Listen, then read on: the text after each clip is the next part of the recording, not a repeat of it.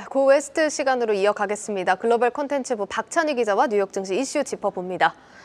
박 기자, 어제 저희가 고웨스트에서 정말 자세하게 살펴봤지만 은행주들 실적 걱정했던 것보다는 잘 나왔죠? 맞습니다. 지난주 금요일 이 JP모건과 시티은행 같은 대형 은행들은 예상치를 뛰어넘는 호실적을 발표했는데요. 예. 전날 개장 전에 실적을 발표한 찰스 슈왑도 영업이익은 예상치를 소폭 밑돌았지만 순이익 예상치를 웃돌았고 또 매출과 주당 순이익 모두 전년 동기 대비 증가하는 등 양호한 실적을 내놨습니다. 이에 따라 전날 미국 증시가 보합권에서 마감한 반면 은행주는 일제히 강세를 보였습니다. 예, 일단 은행주들 한 걱정 던 모습인데 요즘 월가에서 실적보다 더 중요하게 보는 포인트가 있다면서요? 맞습니다. 바로 자사주 매입 여부입니다. 자사주 매입이 이 주가에 호재로 작용한 만큼 월가에서는 이 매입 규모를 주의 깊게 보고 있는 상황인데요. 예. 실제로 자사주를 적극적으로 매입한 기업들과 기업들의 평균 주가 상승률은 지난 2010년 이후 S&P 500 지수 상승률을 꾸준히 상회한 것으로 확인할 수 있었습니다. 특히 2020년 이후 상승률의 격차는 눈에 띄게 벌어졌는데요. 이러한 기조에 맞춰서 최근 많은 기업들이 자사주 매입 규모를 늘리고 있습니다. 지난해 S&P 500 기업의 자사주 매입 규모는 총 1조 470억 달러였는데요. 지난 2021년에 8,200억 달러에서 28%가량 증가하면서 사상 최고치를 경신했습니다. 또 예. 미국 정부의 인플레이션 감축법에 따라서 올해부터 자사주 매입액의 1%가 소비세로 부과되기 시작했지만 기업들의 자사주 매입 열기는 좀처럼 꺾이지 않는 그런 모습입니다. 알겠습니다. 그러면 가장 적극적으로 자사주를 사들인 기업은 어디였을까요? 자료를 통해서 함께 살펴보도록 하겠습니다. 1위는 서학개미들의 꾸준한 지지를 받고 있는 기업인데요. 바로 애플입니다. 애플은 지난해 자사주를 1,000억 달러 가까이 매입했는데요. 애플에 이어서 알파벳, 메타, 마이크로소프트 등이 이름을 올렸습니다. 주목할 점은 이들 모두 기술주라는 점인데요. 도이체방크는 기술주들이 지난해 예상보다 양호한 실적을 기록한 점이 이런 대규모 자사주 매입을 가능하게 했다라고 평가를 했습니다.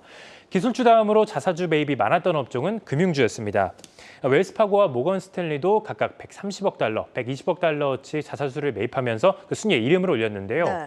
금요일에 실적을 발표했던 웰스파고는 1분기 호실적과 함께 40억 달러 규모의 자사주 매입 프로그램을 재개한다라고 밝혔습니다.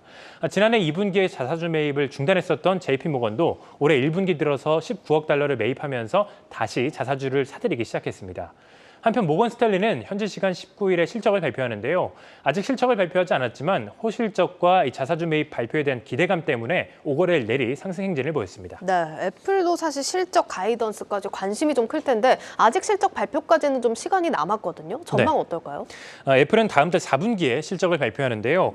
그동안 애플은 역사적으로 5월 4일 1분기에 실적을 발표하면서 자사주 매입 계획을 발표해 왔습니다. 예. 월가에서는 개인용 컴퓨터 이 매개 출하량 감소로 올해 애플의 매출과 주당 순이익이 전년 대비해서는 각각 5% 그리고 6% 감소할 것으로 전망하고 있지만 이와 별개로 900억 달러어치 자사주 매입을 발표할 것으로 전망하고 있습니다. 이는 애플이 증시 변동성이 컸었던 지난 2년 동안 꾸준히 900억 달러 규모의 자사주를 매입했기 때문입니다. 애플이 지난 10년간 자사주 매입의 쓴돈은 총 5,700억 달러로 전체 미국 기업 중에서 1위인데요.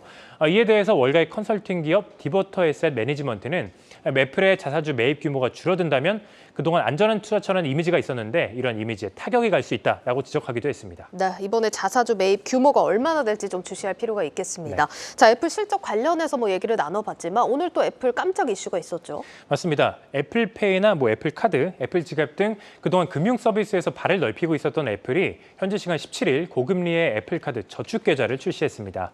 애플이 선보인 이 저축계좌 이자는 무려 연 4.15%로 이는 미국 상업은행의 평균 예금 금리인 0.35%, 연 0.35%보다 10배 넘게 높은 수준입니다.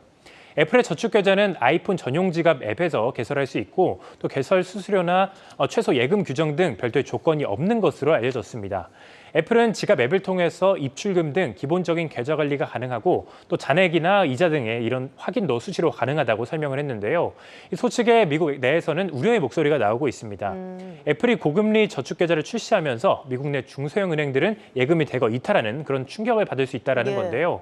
월가에서는 중소형 은행들의 예금 이탈 여부는 다음 분기 실적 발표 때 반드시 눈여겨봐야 한다라고 조언을 했습니다. 네, 여기까지 듣도록 하겠습니다. 글로벌 콘텐츠부 박찬희 기자였습니다.